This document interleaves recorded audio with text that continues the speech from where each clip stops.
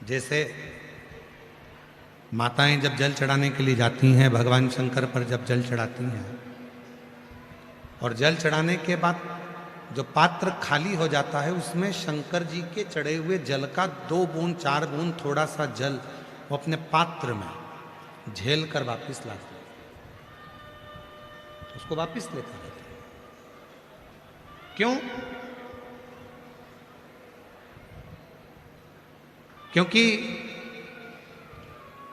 माता लक्ष्मी जी की जो माता जी थी ख्याति देवी, भगवान विष्णु जी की सासू मां ख्याति देवी, ख्याति देवी चाहती थी कि लक्ष्मी जी का जो विवाह है वह भगवान शंकर जी के साथ हो, पर भगवान शंकर को मालूम पड़ा कि लक्ष्मी जी तो भगवान नारायण को स्नेह करती हैं और नारायण लक्ष्मी जी को स्नेह करते हैं, तो फिर इनसे विवाह करना ये उत्तम नहीं। तो एक बार भगवान शंकर ने माता लक्ष्मी जी से बात करी और लक्ष्मी जी से पूछा कि तुम्हारी माता ख्याति देवी तुम्हारा विवाह हमारे साथ करना चाहती और आपके मन में तो भगवान नारायण बसे हुए हैं, तो हम विवाह नहीं कर सकते। आप अपनी माता को मना क्यों नहीं कर देते? हम मना नहीं कर सकते, पर आप यदि चाहें तो सब कुछ हो सकता। तब भगवान शिव ने ख्याति देवी को बुलाया और कहा, माता जी, हे ख्याति, अगर तुम चाहती हो कि तुम्हारी बेटी सुखी रहे तो इनका विवाह नारायण के साथ कर दे। लक्ष्मी जी का विवाह नारायण भगवान के साथ हो गया, पर लक्ष्मी जी के मन में एक संकोच रह गया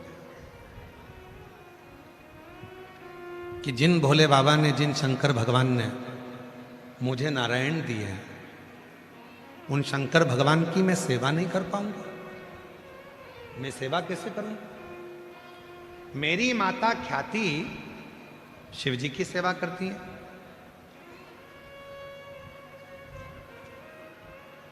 समुद्र देव भी भगवान शंकर की साधना आराधना करते हैं,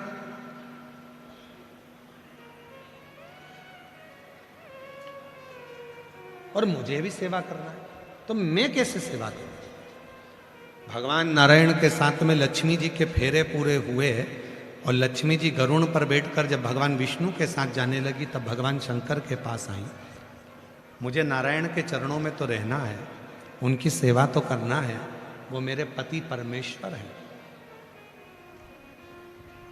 मेरी परेशानियों को वो श्रवण करने वाले हैं, पर मुझे आपकी भी सेवा करो। कोई ऐसा काम मुझे बता दो जो मैं आपके चरणों में करती रहूं। तब भगवान शंकर ने डमरू का नाद किया और डमरू बजाकर भगवान नारायण के सामने लक्ष्मी जी से कहा, लक्ष्मी, अगर तुम कुछ देना चाहती हो, सेवा करना चाहती हो, तो यहां भगवान विष्णु के साथ मुझे एक वचन दो। कोई शिव भक्त जब मेरे शिवालय में मेरे शिवलिंग पर जल चढ़ाने के लिए आएगा, उसका पात्र जल का जल चढ़ाने के बाद पूरा खाली हो जाएगा। जब वो मंदिर से, शिवालय से, मेरे शिवलिंग से वापिस खाली पात्र लेकर जाएगा, तो मुझे वचन दो, उसका पात्र कभी खाली नहीं होना चाहिए, उसमें लक्ष्मी बैठकर उसके घर जाना चाहिए। याद रखना, किसी भी देवी के मंदिर में पूजन करने जाते हो, जल चढ़ाते हो, खाली हो जाता है, लेकर आते हो। दशा माता की पूजन करने जाते हो, तीज माता की पूजन करने जाते हो, चतुर्थी माता की पूजन करने जाते हो, किसी देवी देवता की पूजन करने जाते हो, जल चढ़ाते हो, पात्र खाली हो जाता है, लेकर आते हो। केवल एक देव है, वो देव अधिदेव महादेव हैं, जिनके मंदिर में पात्र यदि खाली भी हो जाता है तो वो खाली नहीं माना जाता, उसमें लक्ष्मी भरकर भगवान शंकर के द्वार से आपके द्वार तक जाती है, वो खाली नहीं माना जाता। शिव के मंदिर का दीप, शिव के मंदिर का पात्र, शिव के मंदिर की भूमि कोई खाली नहीं। और इसीलिए हम भी 2 वर बाबा से मांगते हैं रोज व्यासपीठ पर आने से पहले और व्यासपीठ से जाने के समय। हम आपसे भी कहेंगे, जब भी भगवान के सामने जाना तो ये 2 बार आप भी मांगना, बाबा किसी स्त्री की गोद खाली ना रहे और किसी पुरुष की जेब खाली ना रहे, भर कर भर कर। जिस नारी की गोद खाली रहती है उसको दुनिया के बहुत ताने सुनना पड़ते हैं, बहुत गालियां सुन, खूब ताने सुन। एक महिला ने तो लिखा है कि कोई सुनील कुमार टेलर हैं, मेरी पत्नी का नाम माया टेलर है और मैं बालावाला तहसील सांगानेर जिला जयपुर राजस्थान से हूँ। गुरुदेव, विवाह के सालों बीत गए, IVF भी करवा लिया फिर भी औलाद नहीं हुई, सब दूर फिर कर आ गई। तब सीहोर गई, कंकर शंकर की पूजन कर कर सफेद आंकड़े की जड़ का प्रयोग करा, पशुपतिनाथ का प्रयोग करा। सीहोर पहुंचने पर मैंने कंकर शंकर की पूजा की। गोद सीहोर वाला बाबा कहता है, किसी नारी की गोद खाली ना रहे। अगर मैं तेरे दरवाजे से खाली चली जाऊंगी ना बाबा, तो दुनिया ताने देगी। बाबा मैंने एक गलती कर दी, वहां से 2 कंकर उठा कर लिए, पर मुझे क्या मालूम था कि बाबा को क्या लीला करना थी। वो 2 कंकर मेरे घर में आए और मेरा गर्भ ठहर गया।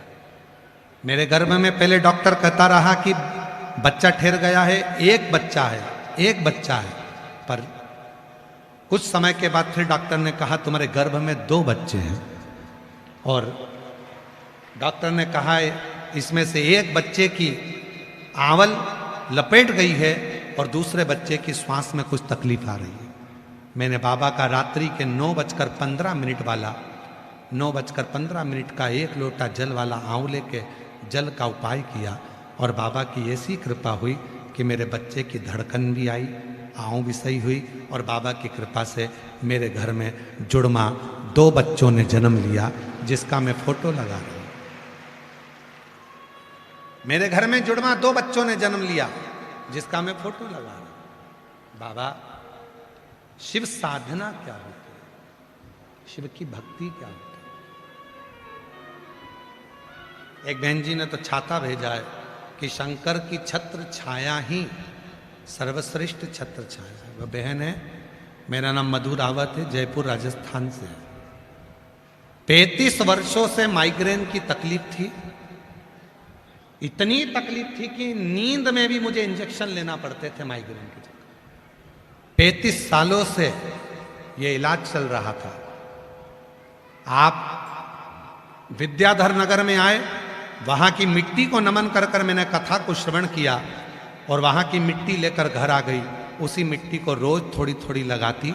आज बाबा की कृपा से 1 साल हो गया, मुझे तकलीफ नहीं है, ना इंजेक्शन लेती हूँ ना दवा लेती हूँ, और पूरी तरह से ठीक, पूरी तरह से। एक विश्वास जागृत करिए भीतर, एक भरोसा जागृत करिए भीतर शिव के प्रति। तारकासुर ने क्या मांगा? भगवान ब्रह्मा जी से वर मांगा कि मुझे वर दो कि शिव जी के पुत्र के द्वारा मेरे प्राण छूटे। जो शंकर भगवान का स्नेही होता है, जो शिव का भजन करने वाला होता है, जो शंकर का गुणगान करने वाला होता है, वो हमेशा दुनिया का भला ही सोचता है, वो कभी बुरा नहीं सोच सकता, वो श्रेष्ठ ही सोचता, भला सोचता।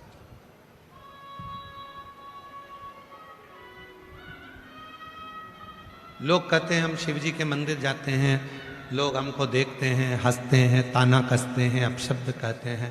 कहने दो, बोलने वाले को बोलने दो, उनका काम है बोलना, अपना काम है भगवान के मंदिर में जाना और शिव की स्तुति करना। आपकी जिंदगी का फैसला आपको लेना,